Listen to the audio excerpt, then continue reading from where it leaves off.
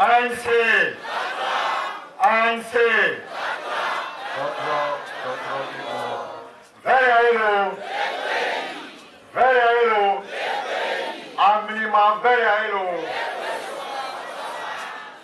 Moi, les coups ma pour vider les Français pour mes Kengouais. Hein?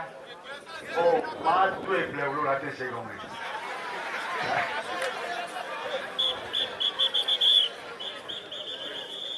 Novigne Francis Blogna Bobotovo, en peu de mots, il a dit beaucoup de choses.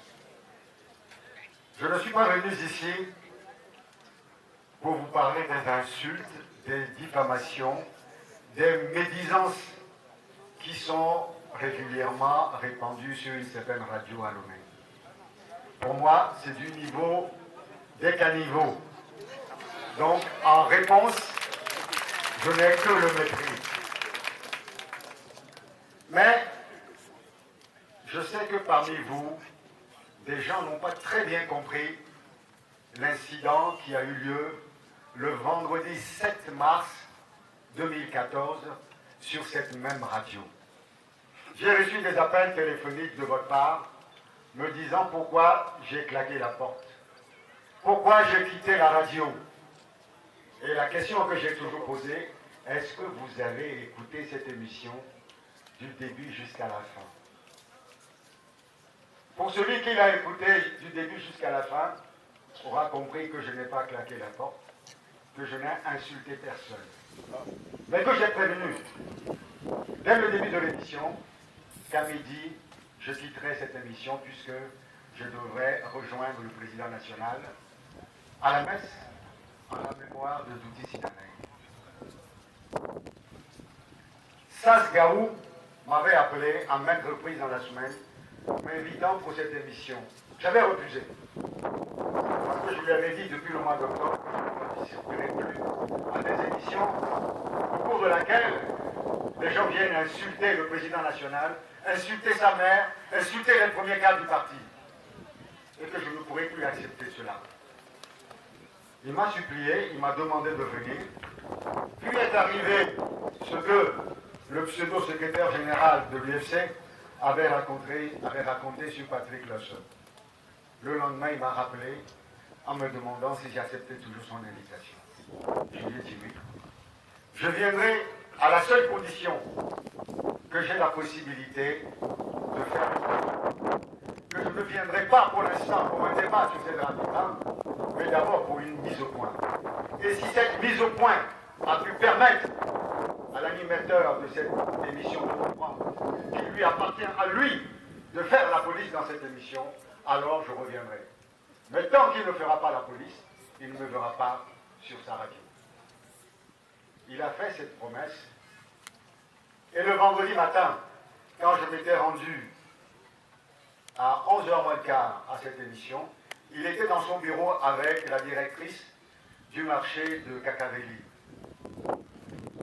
Et il m'a dit, ah, Eric, aujourd'hui nous faisons un débat sur toute l'actualité de la semaine.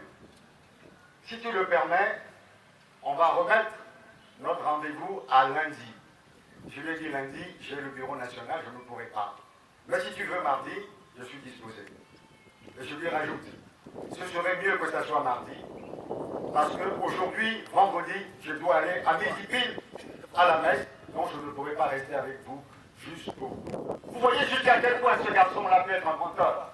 Un garçon de mauvaise foi, il savait tout cela. Mais ils avaient dans leur idée de me faire tomber dans leur piège. Mais moi, je ne suis pas de la dernière pluie. Et j'ai accepté en toute connaissance de cause, parce que je voulais savoir où il voulait m'emmener. À Manin, Manin. Quand on est arrivé dans le studio, il m'a dit, bon, Eric, j'ai réfléchi, je te fais deux propositions. Soit tu participes au débat jusqu'à midi où tu t'en vas, ou alors je te donne la parole dès le début de l'émission, tu fais ta mise au point et tu pars. Je dis la deuxième solution, le premier pas. serai venu ici pour débattre avec vous. Mais vous avez pu constater que de 11h jusqu'à midi 56, exactement, je n'ai pas eu la parole. Ouais.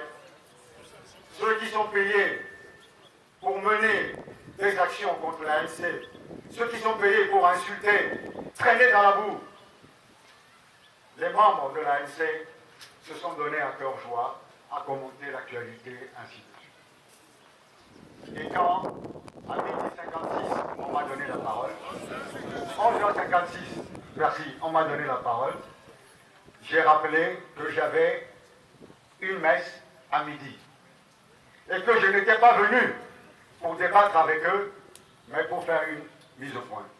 Mais très rapidement, j'ai rappelé qu'on en avait assez des insultes, et notamment des insultes proférées à l'encontre de Mme Fabre, une femme de plus de 90 ans, et qui ne fait pas de la politique. Des mensonges, des diffamations, des médisances, des insultes, mais que c'était totalement inadmissible. J'ai eu à répondre à leur intervention, à leur discussion en disant que si M. Fabre est allé chez Fogna Cité, ceci est tout à fait normal dans une démocratie. Et que ceci n'est pas un problème quand on considère que l'opposition doit rencontrer ceux qui sont au pouvoir. Mais que certains parmi nous se sont donnés à cœur joie la veille en annonçant gaillardement que Jean-Pierre Fabre aurait refusé de rencontrer M. Fogna Cité, ce qui est un mensonge. La personne était juste à côté de moi. Et ça n'a pas plu. Et puis, pour terminer, j'ai rappelé tout simplement l'éthique des journalistes, qui dit qu'un bon journaliste, un vrai journaliste, se doit de considérer comme des dérives graves de sa profession les mensonges, des insultes, des attaques personnelles, des diffamations, et qu'ils ont l'obligation de vérifier les informations avant de les publier. Et j'ai dit, il est l'heure, je m'en vais, puisqu'il était midi. On a dit que je suis venu donner des leçons aux journalistes togolais. Mais certains individus, 3 ou 4, viennent régulièrement donner des leçons aux citoyens togolais, venir insulter, et on n'a pas le droit de leur répondre qui ils sont. Qu'est-ce qu'ils ont fait comme formation pour avoir le droit de donner des leçons à tous les Togolais? Et on n'a pas le droit de leur dire, dans votre métier, vous avez l'obligation de respecter les autres, de respecter la vérité. Qu'est-ce qu'ils sont de plus que nous? Parce qu'ils sont inféodés à un régime qui les paye grassement. C'est ça la réalité? Non. On est dans une république, je suis aussi Togolais qu'eux. Même s'ils me disent que je suis un Togolais d'enfoin, français d'enfoin, je l'assume. Mais qu'est-ce qu'un Kabien a de plus qu'un homme d'enfoin?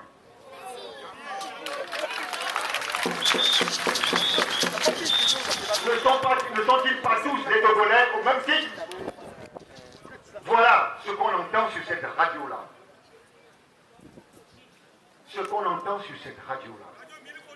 J'ai entendu un homme politique dire que, ouais, c'est la pensée unique, en parlant de nous, bien sûr, une allusion à peine feinte.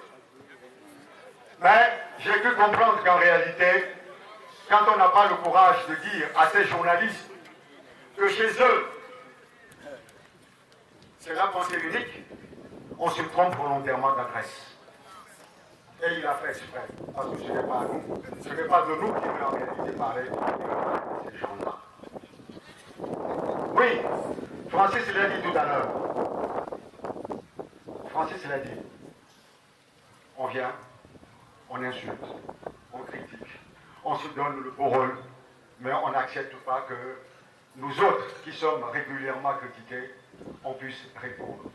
Dans quel pays on peut admettre qu'une catégorie d'individus se mettent en position de juge et de distribuer les bons points et les mauvais points quand ils veulent? Nous n'avons pas l'intention de répondre à ces gens. Si je suis là, c'est pour répondre à vous. Vous qui vous êtes inquiétés sur ce qui s'est passé, c'est pour rétablir la vérité.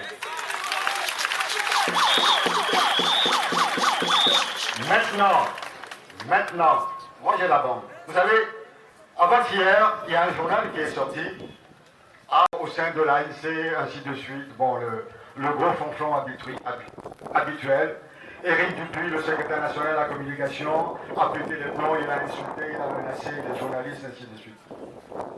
Je l'ai appelé. J'ai téléphoné, j'ai dit, hey, Novi, ce que tu dis là, est-ce que toi-même, tu as écouté la radio? Il me dit, oh, grand frère, c'est pas vrai là. Non, je n'ai pas écouté la radio. Grand frère, je n'ai pas écouté la radio. Je dis, mais comment se fait-il que tu n'aies pas écouté la radio et que tu aies écrit de telles choses? Il dit, oh, c'est ça Gaou qui a dit ça. C'est ça Gaou qui a dit. Toi, homme responsable, directeur d'une publication, tu peux te comporter ainsi. Je lui ai dit, Novi, viens me voir à la maison demain, vendredi, vers 15h. J'ai la bande sonore. Je vais te la donner pour que tu puisses l'écouter. Mais je viendrai, t'inquiète pas. Oh, d'accord.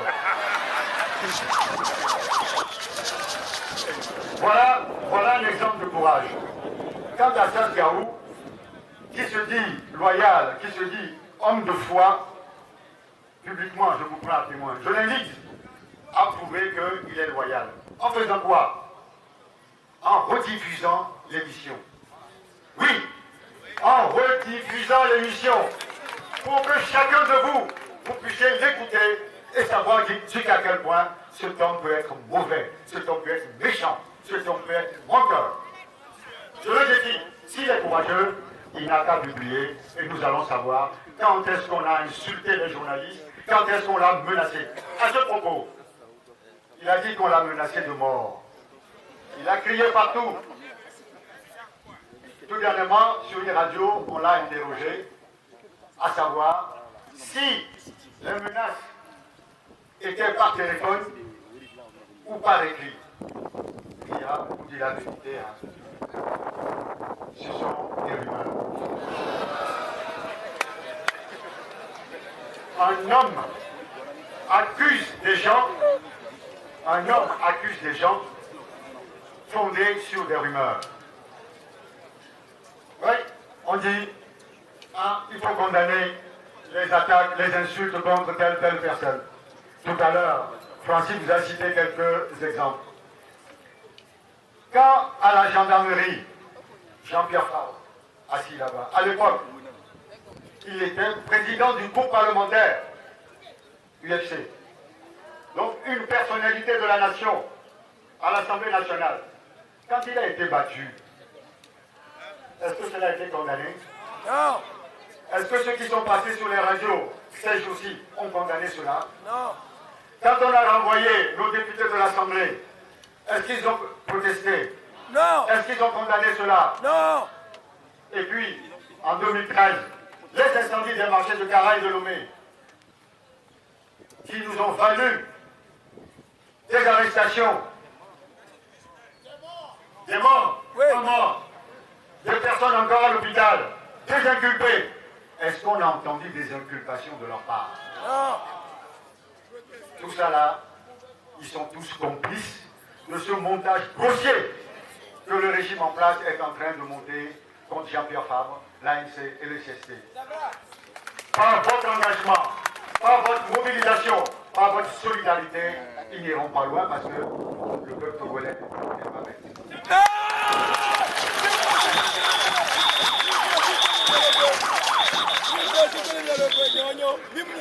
J'écoutais la radio, il y a un qui dit, un homme politique qui dit,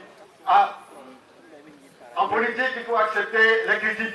Certains n'acceptent pas les critiques, ils s'énervent quand on les critique. Mais ils confondent critique, mensonge et insulte. Mais ce qui était marrant, au cours de l'émission, à la fin de l'émission, il y a deux personnes qui ont téléphoné. Et parmi eux, il y a un qui a posé une question. Mais cet homme a perdu tout son self-control. Il s'est énervé. Mais qu'est-ce qu'il dit? Rappelez-le pour qu'il réponde. Toi qui disais qu'il fallait accepter les critiques, tu n'es même pas capable, lors d'une émission, d'accepter les critiques des auditeurs. Il a montré que tout ce qu'il racontait n'était que mensonge, mauvaise foi. Un autre dit ah, moi j'ai été, ah, moi j'ai été, ah, moi j'ai été ceci, j'ai été cela. Mais qui de nous n'a pas été quelque chose dans sa vie? Nous avons été quelque chose. Peut-être en bien ou en mal, mais nous avons été quelque chose. Hein? Ce qu'il faut se poser comme question, si vous avez été quelque chose, est-ce que vous l'avez assumé comme il le fallait? Non. Est-ce qu'on vous a élu pour le faire? Non. Est-ce que vous avez passé un examen ou un concours pour être à ce poste? Non. Non. Est-ce que vous avez occupé cette poste à cause de vos mérites personnels? Non. Non. Non. C'est pas la grâce du prince. C'est le prince qui vous a aidé à avoir ces responsabilités. Mais quand on est sérieux, on fait l'analyse à savoir, est-ce que j'ai répondu sincèrement à ces responsabilités qu'on m'a confiées? Et que pense le peuple de ce que j'ai été? Je suis sûr, tout à l'heure, des allusions ont été faites à ce sujet. Moi j'ai rigolé en écoutant parce que je me suis dit, quand à un âge, tu te dis, oh, moi j'ai été ceci, moi j'ai été ceci. Ça veut dire tout simplement que tu te rends compte que demain tu n'es plus rien. Ouais. Ouais. Ouais.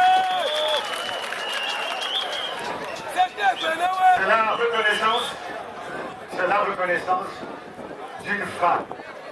Voilà. Donc, on n'en a rien à foutre de ce que j'ai été. Tout ce qu'on demande, qu'est-ce que tu feras demain? Qu'est-ce que tu es capable de faire demain? Le changement que nous voulons, la démocratie que nous voulons un Parlement élu par le peuple. Donc, ça veut dire un président du Parlement élu et non nommé. Yes. Nous voulons un Premier ministre qui soit issu de la majorité parlementaire, pas un Premier ministre nommé. Voilà. C'est tout ce que nous voulons. Maintenant, quand on le sait, quand on est persuadé qu'on ne peut plus espérer être élu pour occuper ses responsabilités, on change le métier.